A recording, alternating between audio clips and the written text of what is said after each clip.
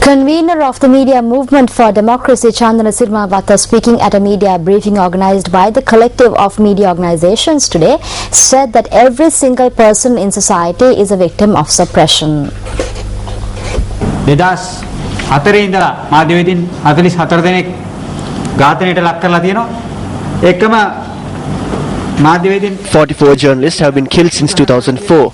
Journalist Prageet Egnaligoda is missing. 5 incidents of abduction of journalists were also reported. Yet, proper investigations have not been conducted. 20 incidents of journalists being arrested were reported. The number of journalists who have been assaulted reached 41 with the attack on Faraz from the Sunday Leader.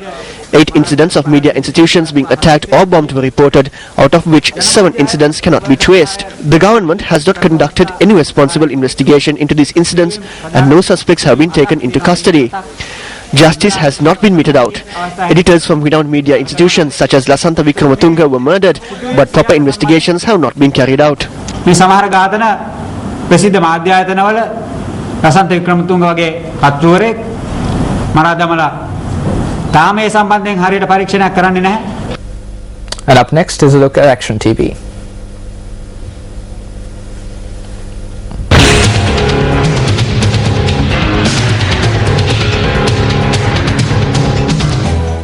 A group of persons who either failed or failed to sit for the final principal grading examination have been integrated into the Sri Lanka Principal Service following a cabinet decision. Action TV revealed on Tuesday that individuals who are thus integrated to the service are currently enjoying exclusive perks and privileges.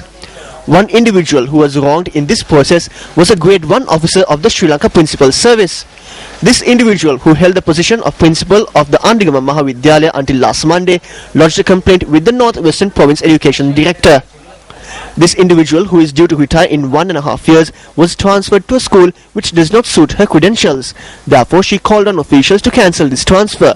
Using her absence as an opportunity, the director of the Parliament Education Division appointed another individual as the new principal of the school. Incidentally, the individual who was thus appointed was someone who failed the recently held principal grading examination and was integrated to the principal service only because of a cabinet decision. He was appointed as a Grade 2 second-class officer in the principal service on an excess cadre basis. Such an individual can only take up the role of principal when there are no qualified individuals to take charge of duties and therefore can only act as a covering officer. The Provincial Secretary of Education has taken steps to cancel the transfer of the principal of the Andigama Mahavidyalaya. Despite the transfer being cancelled and the rightful principal reporting to work, the individual who was appointed to the post of principal by the director of the Parliament Education Division continues to remain in the school. Incidentally, the director of the Parliament Educational Division is not intervening to solve the matter. After receiving a transfer, an official can remain for 14 days. However, the current individual took up office when the principal was on leave.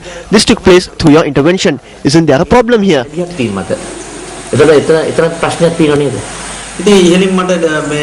I received instructions from my superiors and I acted based on those instructions. What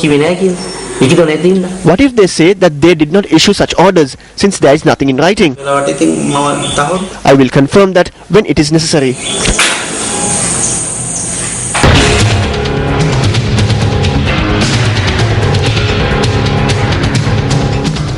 Former UMP parliamentarian Reginald Pereira is doubtful whether members of the UMP working committee that helped Ranil Wickremesinghe secure the position of opposition leader also received the assistance of the government.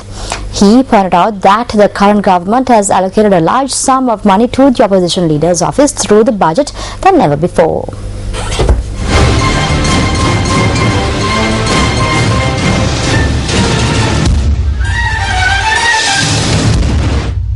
මං හිතන්නේ ලංකාවේ කිසිම විපක්ෂ නායකයෙකුට නොලැබිච්ච This opposition leader has received countless perks and privileges from the government which no other opposition leader has received. None of the previous opposition leaders were given such large amounts of funds. But I believe that a large sum of money is not allocated for the opposition leader alone. I believe the government is using this money to maintain the working committee as well. There are many burning issues in the country. But what has the opposition leader done? He now has the members of the working committee have spoken about the issues. People like John Amartunga, Joseph Michael Pereira, Jala Jawardena, Gamini Javikrama Pereira and Dayagamage hold positions within the party. All of them are members of the working committee. However, none of them point out the flaws of the government. Upul Jasuri's victory yesterday is an eye-opener. He received 1,471 votes to Tiranthavallia, thus 330 votes. Are there only 330 SLFP lawyers in the country? No, there are more, but they have accepted the fact that they disagree with certain things that have happened to the judiciary, including what happened to the former Chief Justice. But the opposition leader needs none of this. He says you don't need posts to work. Furthermore, I need to openly tell Sajid Premadasa that there is no value in the positions handed out by this leader. You do not need these positions. Please continue your work. To my other party members and political leader, I am saying there is no point in obtaining positions from Ranil Wickremesinghe. Even if he offers me a post of organizer, I will not accept it. Let's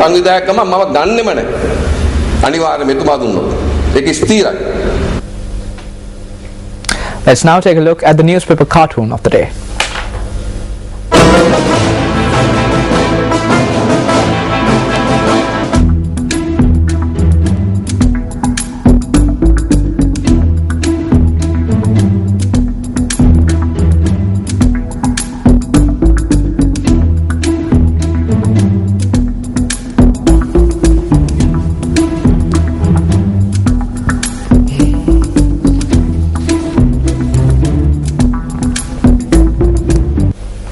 Staying in local news, the National Water Supply and Drainage Board says that a 9-hour water cut will be in effect tomorrow from 8 a.m. in several areas in Colombo. The water cut will be in effect in Athulkotte, Pitakotte, Mirihana, Talawatukotte Road, Madivela, Ambuldinia, Nugegoda, Navalar, Rajakiriya and Kospatte. In addition, water supply will be disrupted in the Murugasmulla area and from Nugegoda Junction to Vijayarama. On to business news, Cabinet approval was granted for new laws to be introduced prohibiting the sale of private and state-owned land in the island to foreigners. Thereby, new regulations will be included in the State Lands Ordinance, while amendments will also be made to the notorious ordinance governing private lands. රජයෝ පෞද්ගලික රටේ තිබෙන කිසිම ඉඩම කිසිම කෙනෙකුට The outright sale of land belonging to the state or to the private sector to a foreign national is prohibited. If necessary, they can obtain land on a long-term lease. This will not affect purchasing land for diplomatic missions, as this is done through diplomatic channels. තානාපති කාර්යාලවලට එම රාජතාන්ත්‍රික මට්ටමින් වෙන ගනුදෙනු වලට ඒක බලපාන්නේ නැහැ. If a foreigner owns property now, that foreigner cannot sell it to another foreigner. Yeah, you need a clarification on that according to this, yes. Yes, you can lease it. You can lease it. Leasing, this is for outright sale. Prohibition is for outright sale. If you want to lease it, you can lease it. Of course, leasing there are stipulated times, 99, 50 and 33 years. Yeah. We have been told today that the government has decided that no state property or private property can be sold to non-nationals. Now here the issue is, this is what the government said with respect to state property when they were running for elections in 2005. Subsequently what happened, however, was that we found out that the Shangri-La property, that is 10 acres at Golface, had been sold outright to this Chinese company to build Shangri-La Hotel. Then subsequently we found out that they were going to sell another 10 acres to a company called Katik, purportedly to build another hotel. And none of these sales imposed the 100% tax that needed to be paid when a foreigner purchased a property in this country according to the law that prevailed at the time.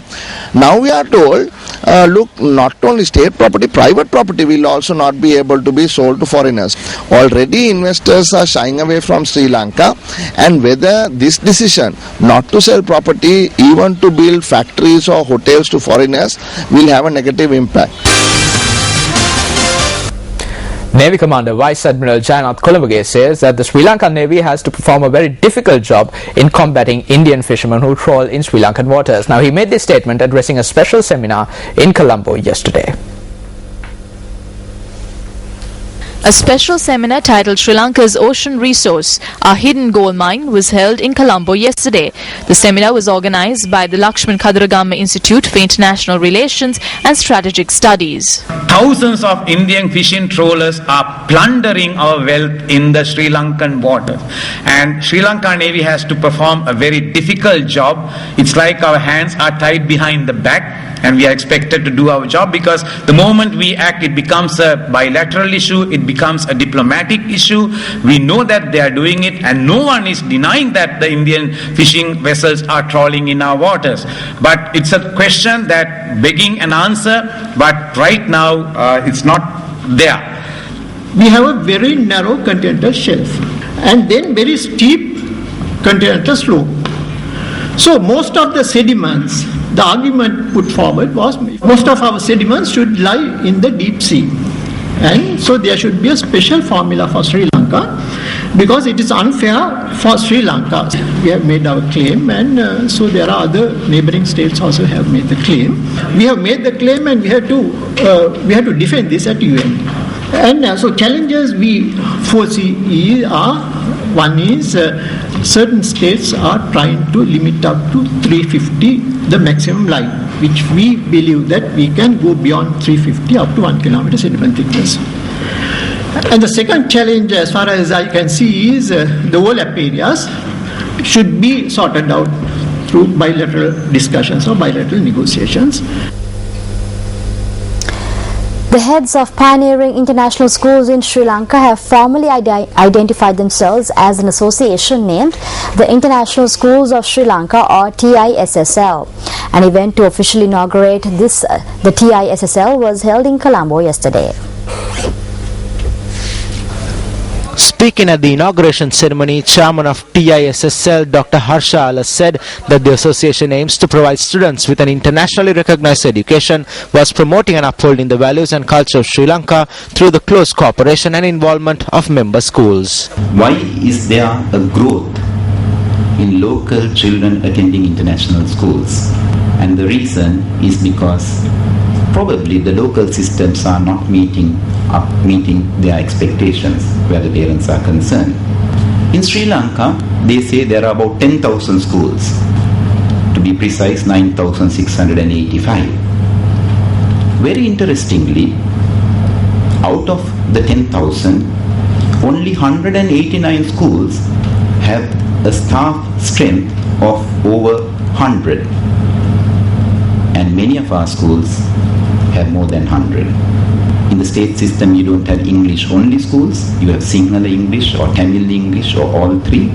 Again, everything put together, not more than 500 schools offer education in the English medium.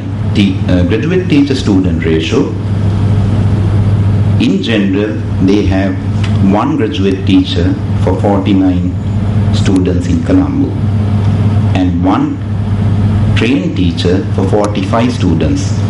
If you take most of our international schools in our association, we have a teacher-student ratio of 15 or less, which shows that we have a lot more individual attention. The ACCA Sri Lanka Sustainability Reporting Awards 2012 was held in Colombo yesterday. The event was organized to present awards for companies which have conducted sustainability reports according to the Global Reporting Initiative guidelines. The country director of the Asian Development Bank, Rita O'Sullivan, was the chief guest at the event, while Steve Heathcote, the executive director markets at the Association of Chartered Certified Accountants, was the guest of honor. Of course, it's time for this island and the corporations and to really step up and take their position to develop this island now further. And really what this section of sustainable reporting reflects a evolution of that responsibility and that stepping up, I would suggest. Because no matter how big a company is, small or large, there's an impact that it has on the environment and on the society. And the social interest now in companies is being raised by consumers, by investors. You and your children look at a company that you're interested to either invest in, to get employment in, to be involved with. You look at it differently than just a brand name.